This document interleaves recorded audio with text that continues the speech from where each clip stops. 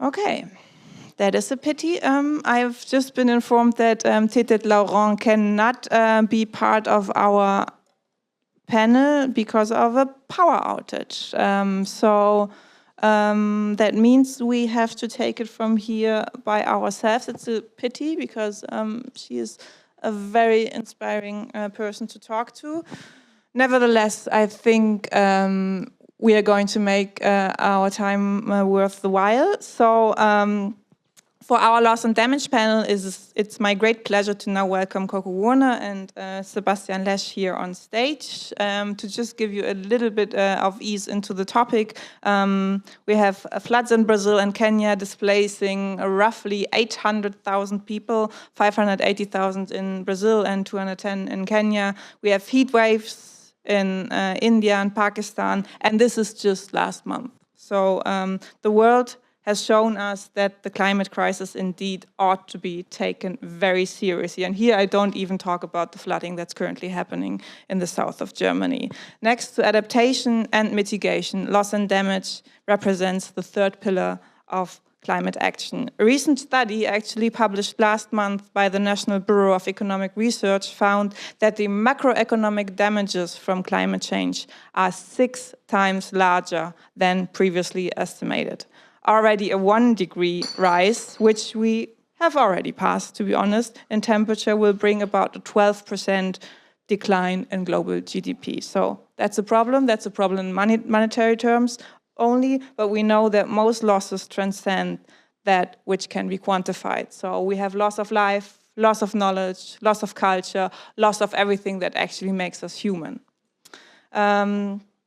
We also know that especially the countries who have least contributed to the accelerating climate crisis are most affected by it. They are disproportionately suffer from losses and damages. To pay attention to that fact, developing countries have been advocating for a loss and damage fund for decades, basically, which finally came into existence at COP28 last year. It was called an historic breakthrough.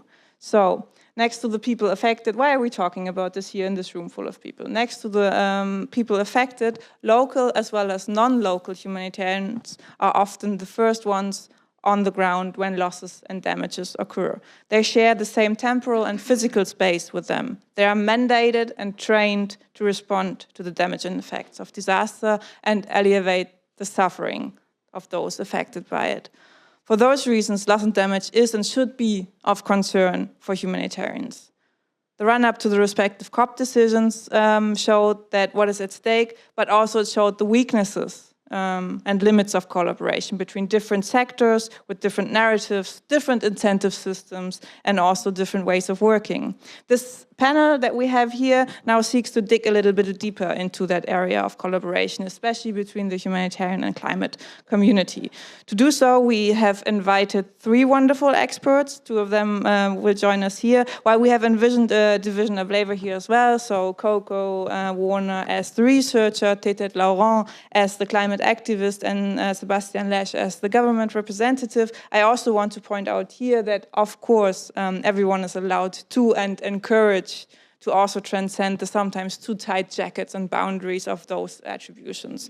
As you will hear from their biographies, each of our speakers can draw from a wealth of experience and different sectors and situations. So, Coco Warner, in her role as a researcher on loss and damage, will set the scene for us before Sebastian Lesch then will present his perspectives as well. As I've said, Tete cannot join us, unfortunately. Let me give you some detail on Coco.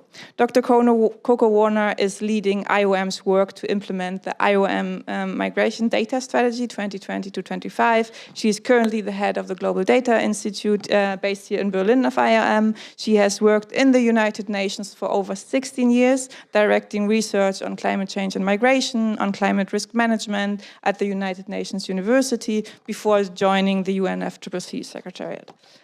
Throughout her career with the United Nations, Coco has contributed to understanding and managing and informing policy about adverse climate impacts. She conducted, and this is very important for this panel, the first field-based studies of climate change and migration and of loss and damage that later informed the Paris Agreement. So she is also a researcher. She studied and worked at ETH Zurich. She got her PhD in economics from the University of Vienna as a Fulbright fellow. So that's a whole wealth of experience, an impressive resume. We are very honored to have you, Coco, especially given your primary research on loss and damage that informed the Paris Agreement. Please kick us off with some facts. Great. Thank you so much for the invitation. It's really a privilege to be here with you. And I brought 1 or 2 or 3 or 4 slides. We won't go through them all, but I'll give you a little bit of a sense to tee us up for our conversation. And also, thank you so much. We're really appreciative to many of our supporters, but BMZ in particular here in Berlin is a great supporter of data that helps organizations like ours contribute to life-saving, as well as insights that hopefully drive some of the solutions and foresight for things like climate change. So thank you, and thank you all around. It's always good to start with thanks. So just as a preview, and if whoever has the slides wants to put one of them up, there are 3 mega challenges that we have today. Climate change is clearly one of them. And this I'm gonna speak to in just a little bit. But we're reaching, the moral of this slide is that we are reaching and observing a 1.5 degree reality. Last year with El Nino, and there were lots of things going on, but it's been a very strong El Nino, forced by climate change, by changes in the atmospheric concentrations, as well as just the natural cycle in the oceans. We observed global average temperature at 1.5 almost. It was 1.45 degrees Celsius. That's not a permanent long-term average, but we're already experiencing it. And if you saw some of the other slides in this slide deck, it would just reconfirm that we're just about there. And if you look over the next 15, 20, 30 years, the greenhouse gas concentrations in our atmosphere are at this level. And not to be a doomy gloomy, but I think this reality affects how we move forward together here, and that's the theme of this conversation. So when it comes to the science is very clear. We have peer-reviewed journal articles, and none of our work is perfect. We're not aiming for perfection.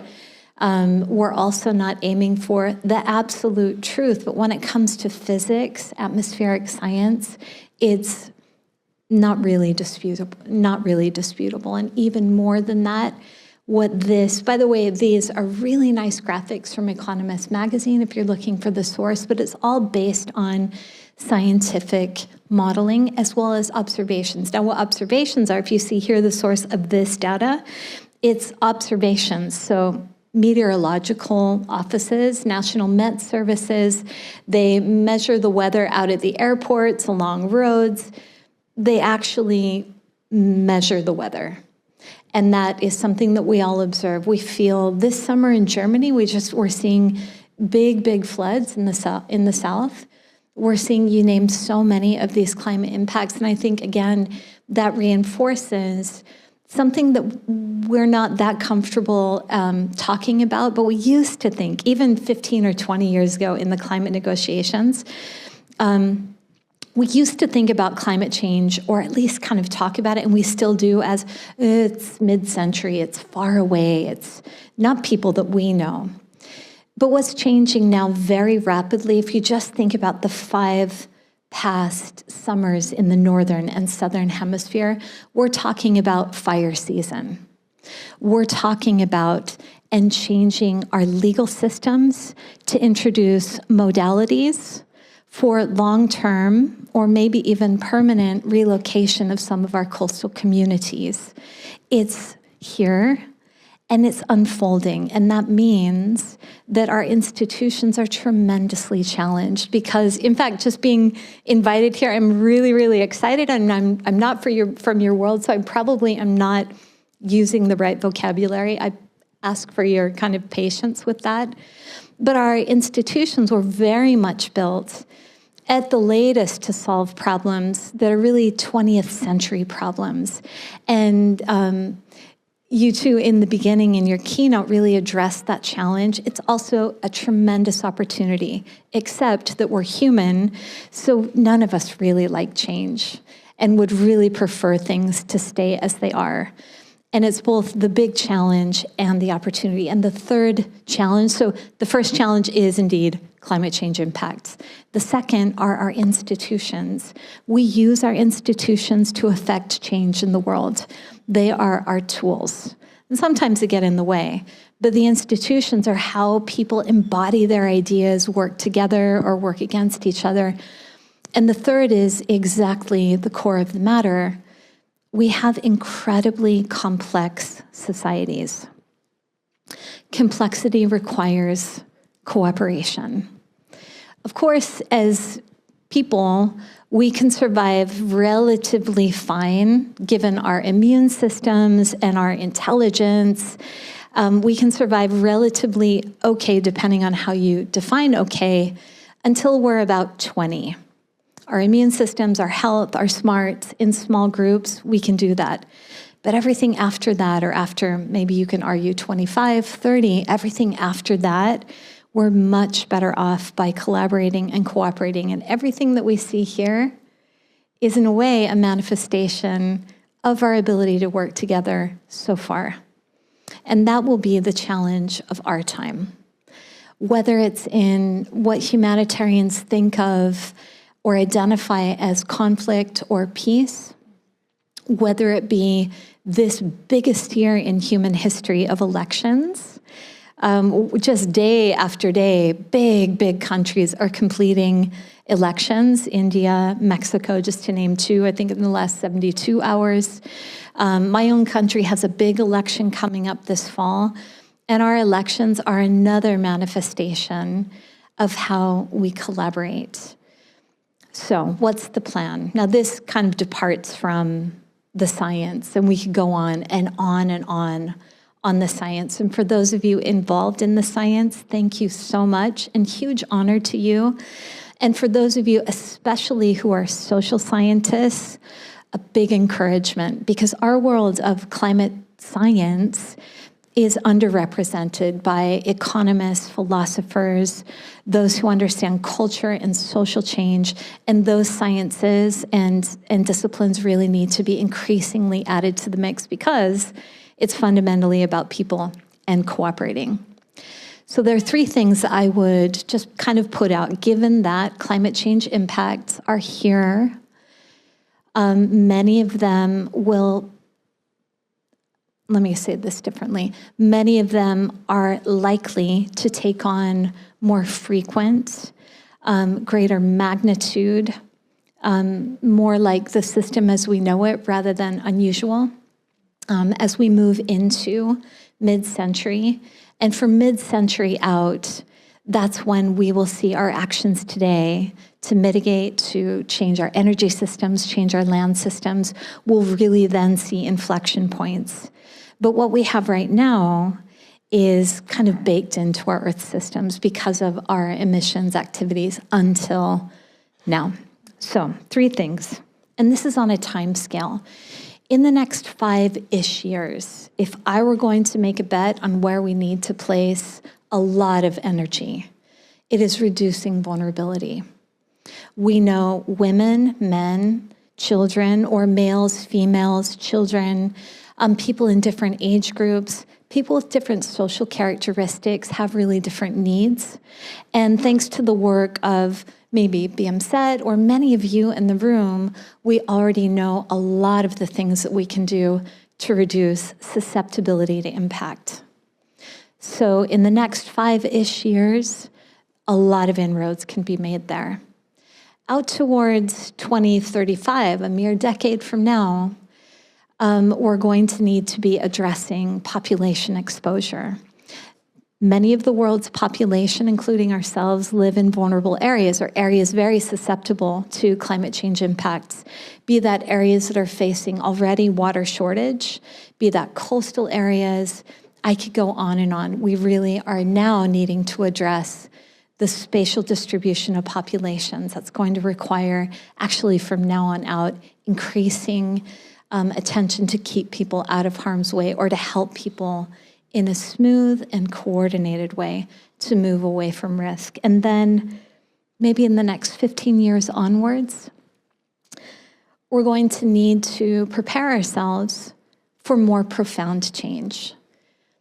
And that sounds a little mysterious, but it may mean thinking more profoundly about our values and how we think about how we live our lives, where we live our lives, the cadence of our lives. It has everything to do with identity as well as the hard facts of life like water and food availability. Now, all of these things could shrink down into this very moment because each one of these things are seeds that we need to plant today. And we do have the seeds for all of these things. It's not an easy way, but we have to work with the system that we have and inch out day by day, year by year, working together, the theme of this panel, in order to move towards those, I don't even want to say solutions, but the future that we're headed into. Thanks. Thank you so much, Coco. That's really inspiring also for you laying out the different phases, you know, because we, especially humanitarians, tend to be very much focused on present day issues and, you know, thinking in future terms, thinking in historical terms, but also is very much important. So I would now like to invite Sebastian Lesch to the mic. I will give you also a proper introduction. Sebastian Lesch is head of the Climate Policy Division at the German Federal Ministry for Economic Cooperation and Development, where he is responsible for all adaptation, loss and damage, the Paris alignment of multilateral development banks, European and UN climate positioning, and other climate-related policy issues. And above that, he is also the representative of Germany on the board of the Loss and Damage Fund, which makes him the ideal person for this panel. Before that, he led the agricultural division of the BMZ, responsible for a wide range of topics from agricultural trade and global agricultural supply chain, the common European agricultural policy. The unit also includes the flagship initiative of the Green Innovation Centers. So prior to this, Sebastian Lesch was the head of the German-Egyptian Development Corporation in Cairo for 4 years, from 2010 to 2014. He was press officer of the BMZ, and before that, the country director for Central Asia and Southern Caucasus. So also here you see it's a wealth of background and experience that informs the way we think about things. We are honored to have you here, Sebastian Lesch. Please kick us off with your insights on the topic. Thank you very much. Thanks for the invitation. It's a pleasure to be with you. You seem to have remembered more about my life than I care to, but thanks for the kind introduction. This is a steep ask. Thank you for presenting this so aptly where we are in terms of loss and damage, and thanks for the opportunity to try and bring those two worlds of humanitarian and climate policy together at the example of loss and damage. I don't have a presentation prepared, but I'm trying to make a couple of points from a government perspective to where we are in terms of loss and damage and in terms of the fund. First of all, loss and damage as a political topic. As you've been mentioning in the beginning, I think this has been discussed in the climate space for many years, decades quite possibly. It has accelerated now in terms of this concrete setup of financing arrangements, including a fund. That was the wording in the COP28 decision. That's what we are. What is loss and damage as a political field? Loss and damage as a political field is comprised of 3 categories: averting, minimizing, and addressing loss and damage. Again, that's the wording from previous COP decisions. That's what we're working with politically. So loss and damage is more than humanitarian assistance in the sense that we're not only dealing with disaster, that's the addressing part, but there's also a preventive part to it, the averting and the minimizing. And I'll come back to that later when we'll talk about the fund and what it can do and what it cannot do. This loss and damage topic is, of course, inseparably linked with the comprehensive risk management overall. This is key to it all, and this is, again, something that we have in common with the humanitarian world. Looking at risk from a comprehensive point of view, assessing that risk, layering that risk, dealing with that risk, is something that is at the core of this discussion. This is something that is a big link between the two fields of work that we are interlinking with here. So there is obviously a strong need for collaboration between the two fields. That's why I'm so happy to be invited to have that discussion now. The linkage is obvious, but it's not very strong yet institutionally. And you were talking about institutions earlier today. I think that's a very, very valuable point that we need to look into a bit more. What's the interlinkage? Of course, humanitarian organizations bring a lot of expertise to the field of loss and damage. Working in this sort of disaster, catastrophe, reaction sphere is something that is not yet enshrined in what the climate space usually does. If we look at the classic two blocks of mitigation and adaptation, this is not work that sort of addresses something immediately. Humanitarian stakeholders bring this experience to the table, bring the access to the table, to the most vulnerable that we want to have in the focus of our loss and damage work. So this is an invaluable expertise that we sort of try and need to link up. This ability to act very promptly when disaster strikes, to be where it hurts most. This is something of an operative arm, if you will, to the climate space that is lacking so far. Then on the fund, there was a lot of anticipatory praise, I think, on the fund. I'm not sure that is deserved yet. What we have is a COP decision. COP28 decided to establish financing arrangements, including a fund. The focus within that has shifted a lot on the fund itself, I think rightly so, and as was the wish of many developing countries. But the fund is not set up yet. It doesn't have a bank account number or money in it. There's been lots of pledges around COP28. One of them was our pledge, $100 million by the German government. The important thing is not that $100 million, but we managed to do a joint pledge with the UAE COP presidency, which is quite a precedent because this is for the first time that according to UNFCCC, a developing country, this is a 1992 distinction between developing and developed countries. The UAE is a developing country by those standards, but they decided to make a pledge jointly with us. The UAE, a country that is very much sort of based on the income of fossil fuels, acknowledges that this is something that they need to spend money on. I think this is something that really should be mentioned and was probably the one big message ahead of COP28. Now, what we have before us now is the task of building up that fund, and that's not an easy task to do. We had the first board meeting a couple of weeks back. The second one is scheduled for mid-July. We'll have a total of 4 this year, which shows you that this is serious work that's going on and that we're working very hard around this. We are trying to make sure a number of things when it comes to the fund. I think what's important is we have a large number of climate-related funds out there, some big ones and a huge number of small ones. Depending on how you count, it goes in the dozens, possibly more than 100. So there's little point in setting up yet another climate fund that does more or less the same things that we've been doing before with more or less the same institutions and stakeholders than we've been working with before. There's little point to that also because, and that's something I can't stress enough, another fund doesn't mean that there's more money. I'm here as a government representative, so I'm also here for the cold hard facts around that. You do follow possibly the German budget discussion that's going on. Discussion is similar in a number of other countries. It's not that there's more money around the corner. We have to make that money that we have work better. And we've heard a lot about sort of where does the money go, what does it do earlier today. I think there is potential to do just that. So what the funds needs to be is it needs to be complementary to what we have right now. It needs to be innovative. It needs to do things differently. And there's lots of ideas and hooks in those COP decisions that can make that work. One of the most important is sort of the direct access of institutions to those funds. So go beyond the usual landscape of stakeholders who will implement projects, try to be quicker. But for us, what's important is also to pre-arrange things. So, and I'm coming back to what I said in the beginning, averting, minimizing, and addressing. It's not only addressing. It's not a humanitarian help fund that sort of comes up with money the moment that disaster strikes.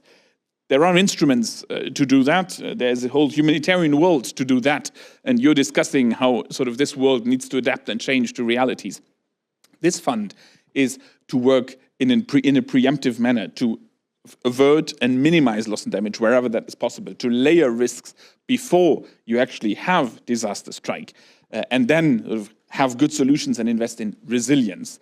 And this is very interesting because this is right at a crossroads between what humanitarian assistance does, what classic development policy does. It's right in between, but it is something new. And I think there is a huge opportunity to really design this instrumentarium there. And that I think will build on lots of points that have been made on the shortcomings of what we have right now.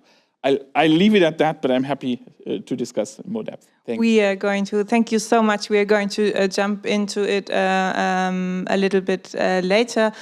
Now would have actually been the time for Tetet presenting her ideas from the perspective of climate activism. So we need to be spontaneous in that regard. I will play devil's advocate a little bit later, but I'm sure also here in the audience, I'm sure Nisreen has thoughts about that, and other people as well, on how the Loss and Damage Fund should develop in the future. At this point, I would also like to invite the online audience to make up their minds about comments and questions. My colleague Darina will later on present them here on stage. So that will be the point where we can also invite perspectives from the climate community and climate activism here on stage. Before we move on, I would like to present some of the findings of work I have done with a colleague of mine. For this, I would need the clicker back.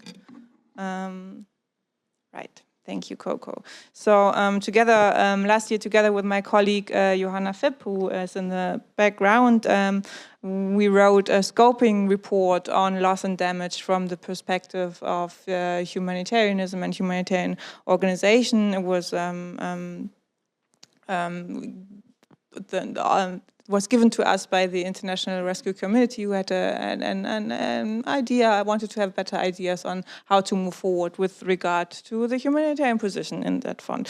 So as one of the results, there is this policy brief published that you can download here, but also get in paper outside. And I think I'm holding this clicker the wrong way.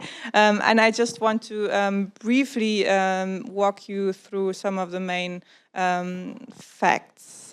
So in the beginning, I've already outlined why the topic of loss and damage is a uniquely humanitarian concern as well, not necessarily totally humanitarian, but there is humanitarian stakes in the game. So having said that, laid out that, loss and damage from the vantage point of humanitarianism is also discussed against the backdrop of humanitarian systems overburdened already by conflict and disaster. Humanitarian response plans only partly financed. We all know the deal. Decreasing humanitarian budgets all over the place as well. Obviously also in Germany, the second biggest donor of humanitarian aid will cut back on humanitarian aid in the years to come. So what's the big difference? In difference to climate finance, humanitarian funding is not obligatory. It's based on solidarity and also the political rationale, especially from the top donor countries, currently the US, Germany, the EU, the UK. In that sense, humanitarian funding is rather volatile and fragile, depending on domestic politics and prioritization. The Liberal Party in Germany, for example, recently suggested that to only provide humanitarian aid to countries who are not aligned with Russia. So we all know that this doesn't go well with the humanitarian principles. So when it comes to the specific operationalization of the Loss and Damage Fund, there's one differentiation crucial for distinguishing loss and damage from other activities, most notably from adaptation, and you've already dived into that a little bit. And this is, again, the issue of time. So it's about ex ante or ex post activities before and after disaster hit. So while resilience building in that sense would then be attributed to adaptation, and the rest of the R words like relief, rehabilitation, reconstruction, and resettlement would rather belong to the loss and damage realm. So the looming humanitarianization of the Loss and Damage Fund that Hugo also has written about recently, meaning that there is already little money as it is, and it will be used and channeled through the humanitarian system rather than more directly pay for impact, like the Loss and Damage Fund was intended in its use. So to quote Hugo, he has referred to it as, quote unquote, draining loss and damage of any link to wider climate justice approaches. So yet, and here we might disagree a little bit, or I remember things in a different way, as the decision text of the loss and damage from last year now talks about addressing loss and damage and not so much about averting in. It's an important point to discuss, I think. So, and all of this is embedded in wider discussions around climate finance, like we've already heard. More specifically, also the new collective quantified goal, the NCQG, which is one of my top 3 horrible acronyms there is around. So where the world will decide on how to attribute climate finance in the future.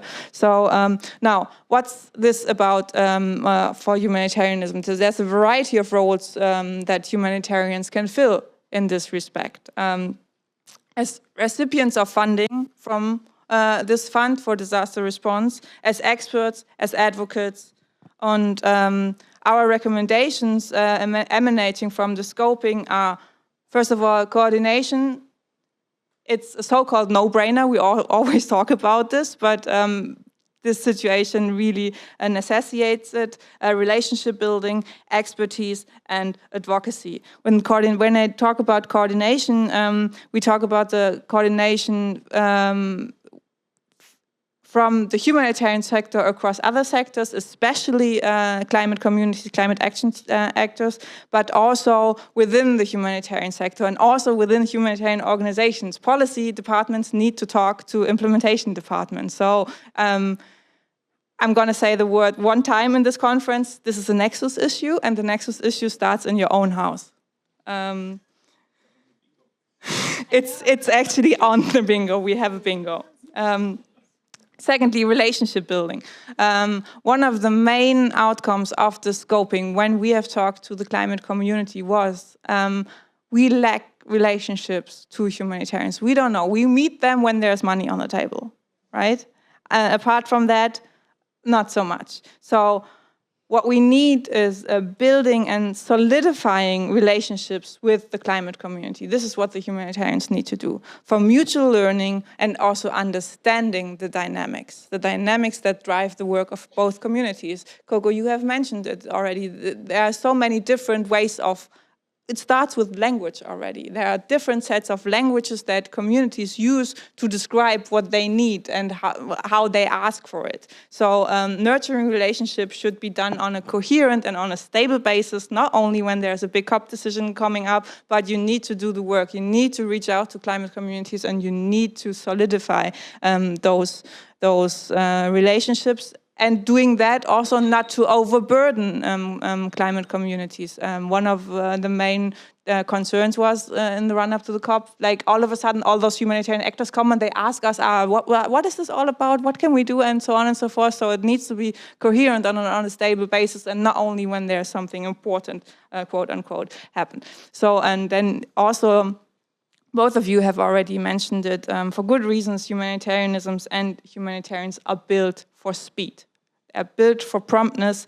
And however, when it comes to the intricate relationships of climate change and climate action, building relationships and understanding sometimes needs humanitarians to sit back and to listen and not, enter the room and dominate the discussion, but, try to understand, listen in, sit back. This is to relationship building. Expertise, you both have already also addressed that. There are, this fund is supposed to address gap in the current funding systems, and I think the humanitarian expertise in that can help addressing those gaps, identifying and addressing the gaps that we find. We need a more systematic approach to identify those priority gaps. Humanitarian organizations, through their work in crisis regions, are positioned to support the establishment of such systems. They can provide really valuable evidence from their work to help adequately address loss and damage. humanitarian expertise is crucial, particularly in understanding climate change risk in countries affected also by fragility and conflict and violence, like we see so many countries around the world, like we have seen Nizarine talk about in the case of Sudan. So this expertise is very essential for identifying gaps in research and policy as well. So for instance, there's the field of forced mobility. Coco and I got talking about this yesterday a little bit, and also about trapped populations. We lack rigorous data and research. There are so many things we cannot be sure about what's happening in specific regions. And a third aspect I would like to mention in that regard is that also non-economic loss and damages need to be understood and addressed in a better way than right now. My colleague Johanna has recently published a blog on that. I invite you all to read it. It is very fascinating, and it also provides a way to talk better about localization of humanitarian action, because what is lost is local knowledge, is the knowledge of responders. And if we take all this talk about localization seriously, then this is the way to go, together with, this more quantifiable loss that we have. Last but not least, advocacy. There is also gain in maybe not taking the money, but advocating for other people taking the money, or use your fora to present the knowledge that you have gathered and gained through your work on the ground. So, quote unquote, you can jointly advocate for for your own humanitarian budgets in Germany and beyond. We see this already happening in so many spaces at the moment. Representatives of the organizations are here in the room today who are advocating to the German government for keeping the budget safe. So, to positively influence the future of the Loss and Damage Fund, there are two possibilities: through the civil society coordination and engagement via the active observership in the Loss and Damage Fund, and through the national government seats on the Loss and Damage Fund, which we have the perfect representative sitting here on stage as it is. So with that in mind, maybe this would be a good time to already invite the online audience as a substitute for the fact that we're missing Tetet at the moment. I would invite my colleague Darina to present us with some of the questions and comments currently underway online. Thank you so much, and thank you for the very interesting discussion. I just got two more questions from the open chat. I have not had the chance to go through them, so just apologies for that.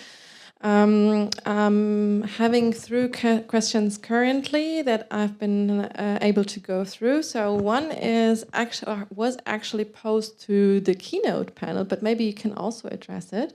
I think it's quite interesting. It's on climate and humanitarian diplomacy. And the fact that both of them appear to inadvertently fail in addressing the drivers and riders of the climate catastrophe.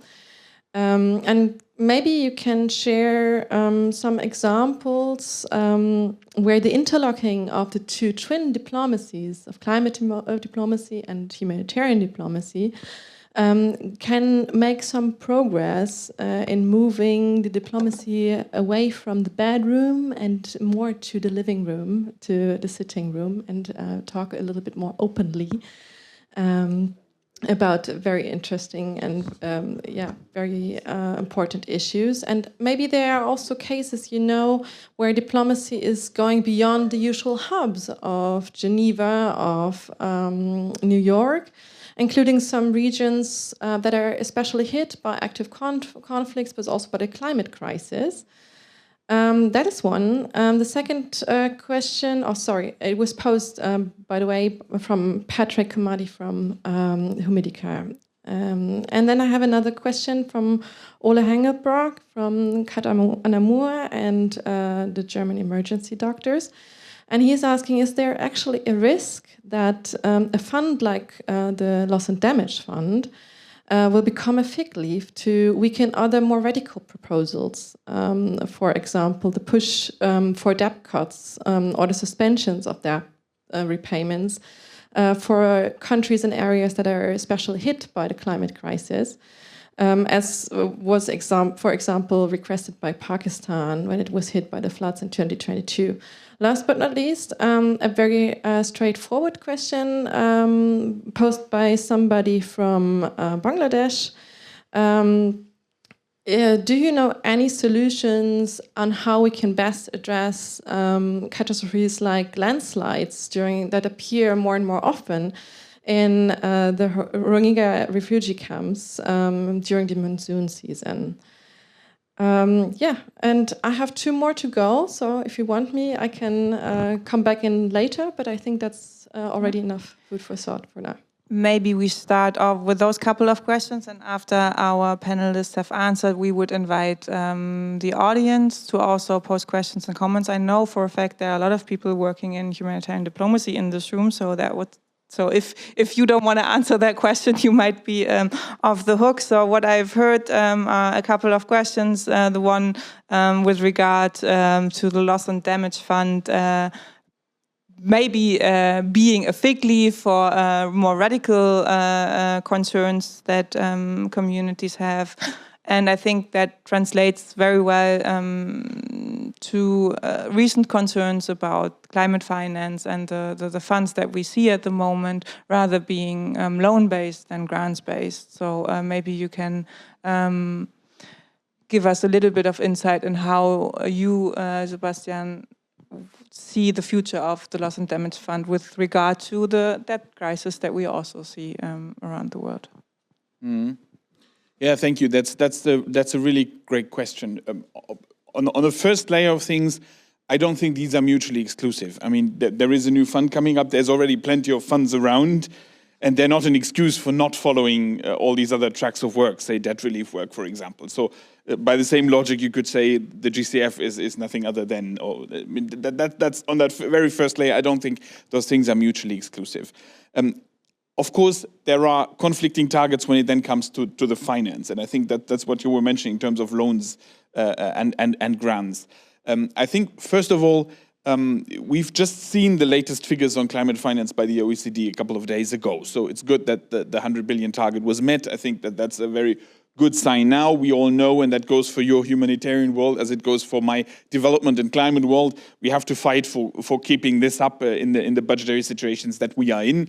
We share that fight, and as you were mentioning before, I mean, it's very useful that civil society organizations on all those fronts are lobbying as well for those things. That's important for us as a ministry, that we have that sort of civil society base that lobbies for a strong development policy and a strong climate policy.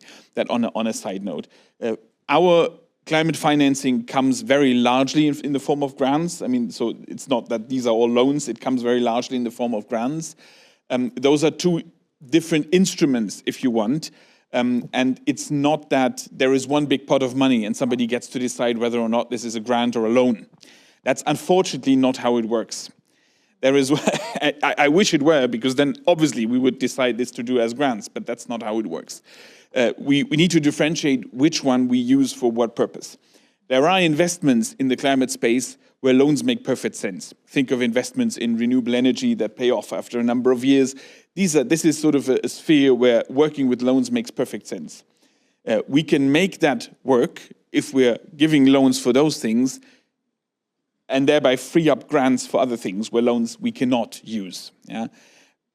But for me, this distinction is very important. It's not a zero-sum game in the sense that we have one pot of money and then we divide up how we're going to do it to save up, I don't know, get back the most we can. That's not how this works. If we were to sort of make a pledge to only give grants for climate policy, the sum would be much, much smaller. That's just a fact. So again, if you look at the incentive system of how these budgets are being made by the parliament and how they're then being administered and distributed by the ministry, I do think that we have safeguards employed to not run into that conflict of targets, sort of to run countries deeper into debt crisis for their climate policy. But ultimately, obviously, debt is always something that somebody takes on. So there is a responsibility on the recipient side here as well. Right. Thank you, Sebastian. I think the recent figures showed that I think around 50% are grants and the other 50% are loans of German climate finance, with the differentiation on the economic situation of the receiving country. With that, maybe Coco, I don't want to put you on this landslide issue, but I just remembered that you have been working on avalanches, which is also something that can different kind of sliding. So maybe if you have some insight on that, you could share that would be great. If not, I would be very interested to hear, and maybe you can also combine it. Where do you see research, especially data science, support loss and damage claims in that thing? And I think landslides are one of the phenomena that.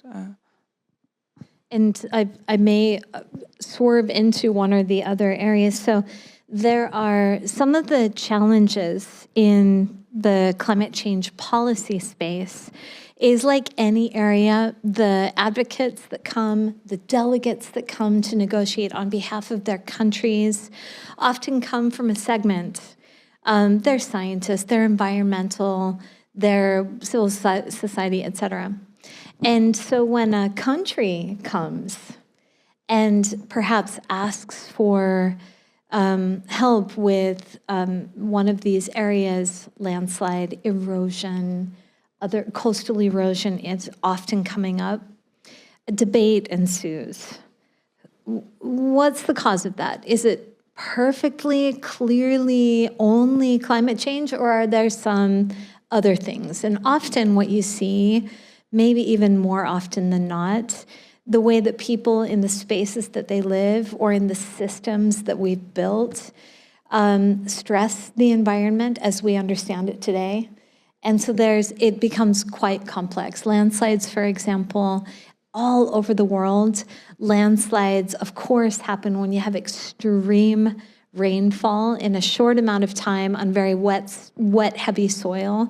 But often it's combined with deforestation, with development of steep slopes, all kinds of things like that. And I think this is one of the it's both hopeful for what we have to do now, as well as a really big challenge to the way that we used to think about climate change impacts. The way we used to think about climate change impacts and the way the advocates often used climate change impacts was as a warning call that we have to avoid climate change. And in my area, which is migration and displacement, advocates would, for a period of time, come up with really big numbers intended very much to be fear-inducing. Because, you don't want that terrible future, because if you do, all of these waves of people who you don't know, who might be scary or whatever, might come to your neighborhood. Now, in my world, that's problematic because, and maybe in your world too, we're supposed to help. And there must be a different way, because not only have we created anthropogenic climate change, but we also need to navigate it now together. Now, when it comes to finance, in the world of finance, a country, let's say a delegate, may show up and say, climate change is causing these terrible problems, and therefore the needs are really, really big. We heard that in the opening plenary of the subsidiary bodies. But of course, others in other realms of government will say, yeah, except that, your development policy or your land management policy, et cetera. And it's important as we move forward in policy that we both acknowledge the complexities and move towards action. And that is uncomfortable because it means that we're not right. We often lose the old claim of you owe this to us. It's just, we're so far beyond that now. Right. And often there's not a system internationally to enforce claims that might be domestically available. Right. Yeah, I think this speaks to a wider problem of the international monetary system and the state it is in at the moment. Before we open up for the audience, I would dig like to dig a little bit deeper into the field of collaboration insofar as, I don't know if you've mentioned or if you noticed it, there's no like purely humanitarian person sitting at this panel, and this is by design. We have a room full of humanitarians, and I think it's very worth the while to, you know, hear your experience about how you have seen the collaboration with humanitarian actors change throughout the years. And I would like to start with you, Sebastian. And I don't want to, you don't need to talk about GFFO that you share a seat or did share a seat with at the Transitional Committee necessarily, but also with other humanitarian actors. How have you seen the involvement of humanitarian actors in the policy and the politics of loss and damage develop in the past couple of years? And what do you need from them as well, as a second question? Yeah. Yeah, I'll probably focus on the latter because, I mean, yes, they are there, but they're slowly coming on. I mean, I would be lying if I said now that this is a very strong voice sort of seeking that interlinkage so far. We don't see it. We don't see it yet. Yes, there are civil society organizations there. Yes, we are trying to sort of bring those different voices within the government. Same thing, huh? Different people in governments deal with those different bubbles. And there was the question in the beginning about how to bring climate and human diplomacy closer together for the first part. Those are bubbles very much that we need to sort of break and silos that we need to break and bring together. Sometimes even sort of located in certain cities. When I did agriculture, Rome was the place to be, right? For the climate is probably Bonn, if you want to name a city. There's New York, there's Washington when it comes to the World Bank. Often those are even chiffres for certain bubbles that are going around. So what we would need really is for this to come together. I think the landslide example is a perfect example of why we need that interlinkage, right? This landslide can be due to deforestation that happened before, just as well as to human-induced climate change. We can then get into a scientific debate about who's liable for what, because how is this attributable to what? That's not going to help the people affected by the landslide very much, right? But if we bring those two policy spheres together, then we can try and create a policy that strengthens the resilience. And that brings me back to this averting and minimizing before we come to the actually addressing of the loss and damage. Yeah.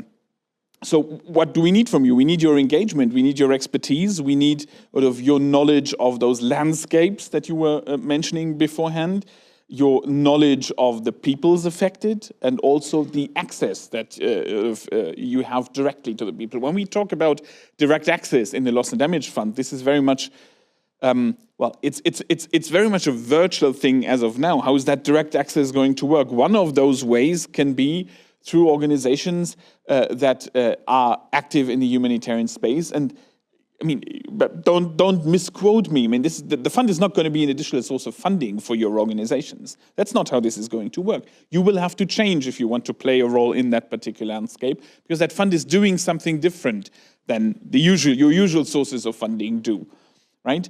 But if you are willing to get into that game and adapt to this and offer sort of your expertise, then I think you could have a role within all of those funding arrangements that are being designed in that new loss and damage landscape that we're talking about. Thank you, Sebastian. And Coco, how did you see it? So you started to work on loss and damage a long time ago, before any of us talked about this. How did you see the discourse around it change over the years? And also, what was your experience, and what are your expectations with regard to the humanitarian sector? Yeah, it wasn't in the climate negotiations at the beginning, but if you go back to 1992, it's what I alluded to a couple of minutes ago. I think in the heady 90s, so many hopeful and like really interesting things were happening in the world. The Montreal Protocol had been passed. There was a great belief in multilateralism and the ability to work together, the theme of our session. And I think many of us still very much believe in that, but it's contested. Those early days were all about avoiding dangerous anthropogenic climate change, and very, very rightly so. And about 20 years of energy was used to keep the focus squarely on mitigating anthropogenic climate change. It's fine. And now we find ourselves still very much on the path to reaching, exceeding, and hopefully curbing the trajectory beyond 1.5 degrees. I wanted to mention two things since you had asked the question to Sebastian. In my earlier work on risk management, I saw, and this is so hopeful, congratulations to maybe you and many of you who helped negotiate language that includes social protection, anticipatory action, adaptive social safety, nets, things like that, communities, local access, things of this nature. There are two examples that I've seen in really big countries with social safety nets. So you'll be familiar with work for food programs. And in this particular large country example, people were working and they had enough food. But what they needed were other things like land improvement. And so there are all kinds of tools that allow people to use that which they have, which is their labor, and then do other things like soil restoration or building sand dams or water conservation. And these can be done at large scale, but by many, many people at a kind of community level. And another example, using social safety nets, some very large countries are providing digital identities or digital access cards to draw social safety nets, and those can be used. And I think it's one of the challenges for something like a fund that's supposed to be complementary, not duplicative. But I've seen some of the world's largest social safety net programs using distribution tools like that to make sure that the lowest of low-income families can get a little bit of flood relief within a very short amount of time after experiencing something really, really devastating. And that is just, again, to go to say, we are here today. We have very dramatic impacts unfolding before our eyes, and we're not without tools. We have you, and this is the place where we continue our journey. Not start, but continue designing together. So there's already a lot to work with. What I hear is social protection is an issue that already humanitarians are getting into step by step. I would now like to invite the on-site audience for questions and comments. I have already seen people raise their hands. There are people coming with microphones. Please introduce yourself before you speak, and if the question is directed to a specific panelist, please make that visible. And I think the gentleman in the yellow shirt also wanted to say something. Go ahead. No. Would you want to take first? No. Okay. Go ahead. Okay, thanks. I think I'm skipping the queue, but thank you. My name is Olivia Srdečna. I'm from the climate community, so it's a blue spot. I worked for climate analytics. For full disclosure also to Sebastian, I support the least developed countries board fund members on the Loss and Damage Fund board. And I have one comment, clarificatory comment, and a kind of open question more to the room, I think, than to the audience. One is some clarification, and thanks for pointing this out, that the decision establishing and operationalizing the fund is on addressing loss and damage. And in terms of, I'd be interested, but we can do that maybe over coffee, to hear about the additionality and the gap that you think this fund should address. Because so for the audience, kind of contextual, as we talk about loss and damage over these 2 days, there was an analysis done on available sources of funding for loss and damage by the technical support unit to the transitional committee. And they kind of divided the activities that are responding to loss and damage by preparedness, and then the R's, relief, response, recovery, rehabilitation. And then they checked what is the availability of funding for all these activities. Preparedness scored highest, recovery 0. There is no climate finance for recovery. So I'd be interested to see how to square the preparedness.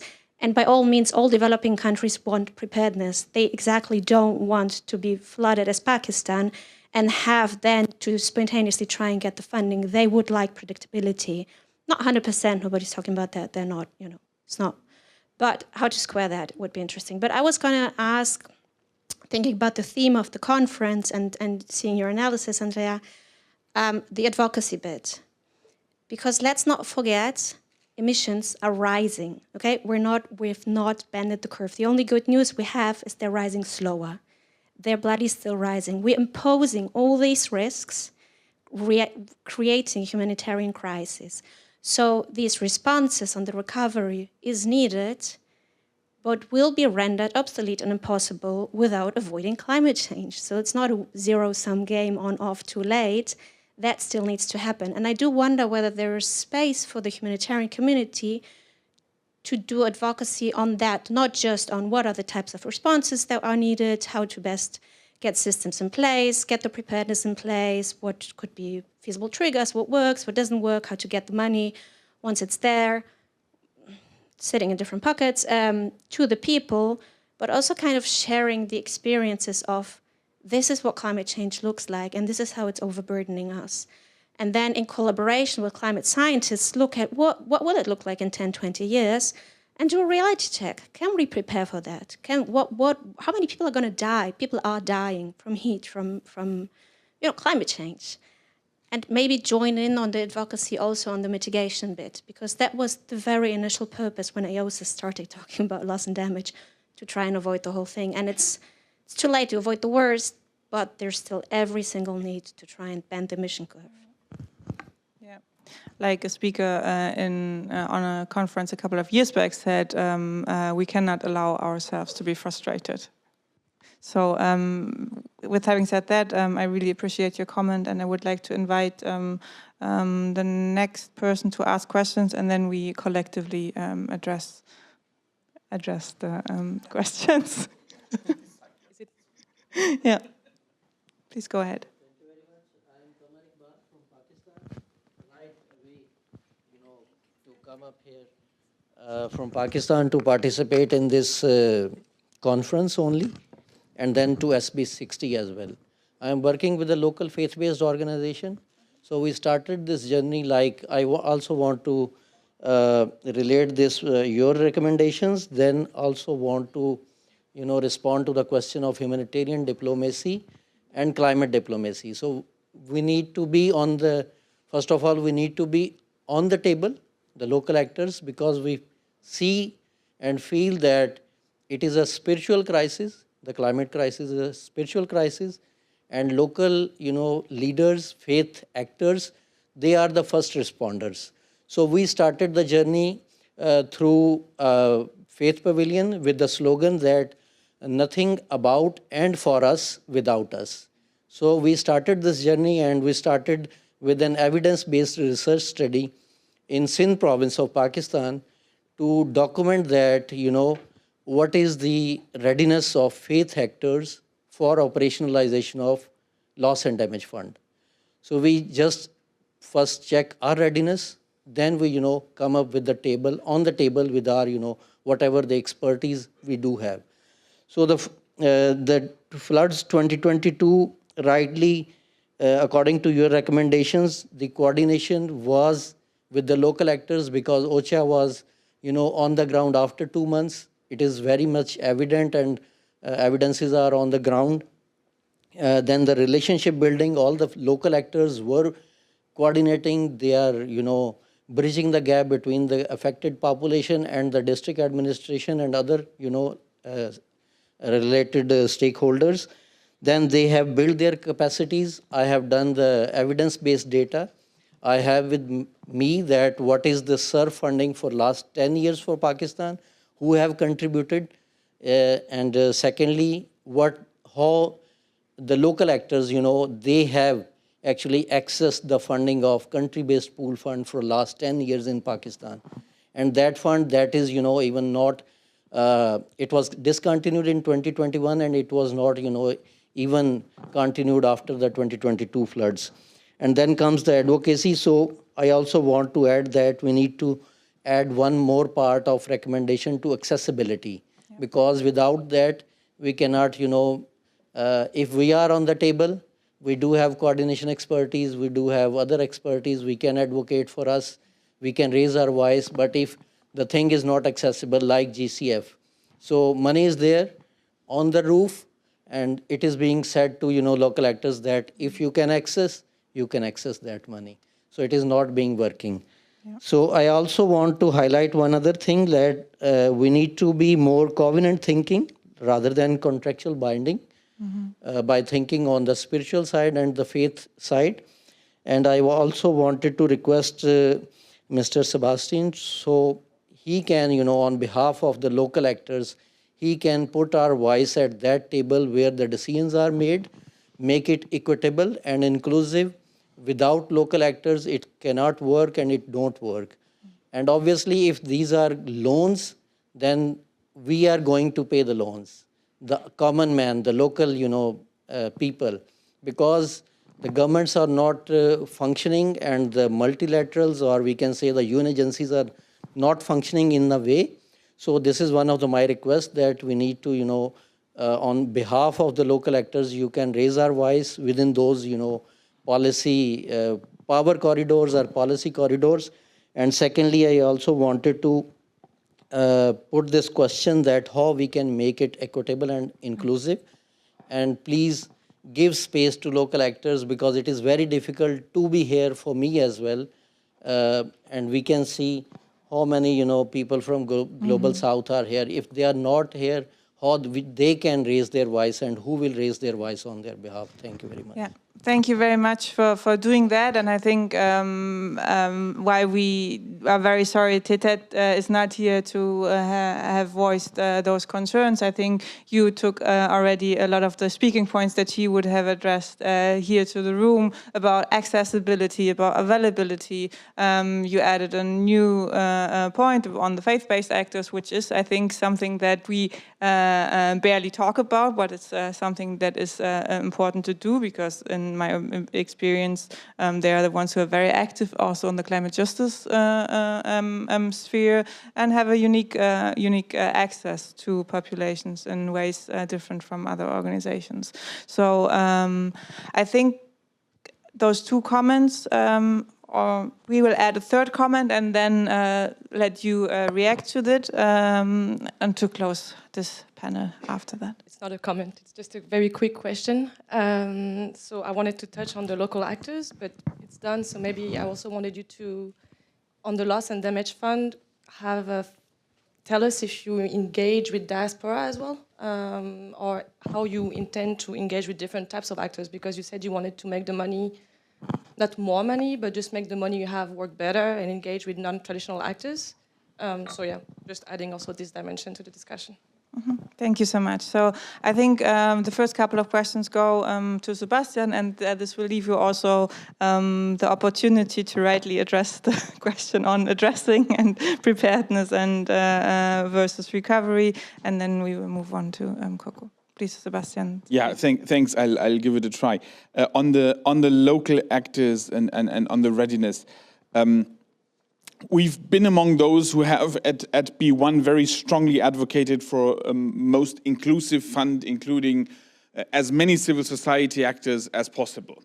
That has, again, two sort of layers that come in here. The inclusion is on the level of the board, so this is the decision making of the fund, and we are standing in front of a relatively blank page here. What is the fund going to do? How is it going to distribute money? How are decisions going to be taken? What we want to do is be transparent on that and include civil society stakeholders into that. We've been advocating very heavily for that, as have many others. I'm not going to tell you too much, probably, if I'm telling you that it's been a number of developing countries who've not been so keen on having civil society stakeholders around too much here. Yeah, but we're pushing for that, and you can certainly count on us there. And the second level is, of course, on the recipient level. I was talking about direct access earlier. Direct access includes, from our perspective, and again, same distribution of votes on the board from the perspective of many, includes also civil society stakeholders as recipients of funds, and those would be grants, obviously. I mean, this is not something where you can operate with loans. Civil society stakeholders directly. We're also talking about subnational regional entities that could be sort of governmental or half governmental as well, but civil society stakeholders as well.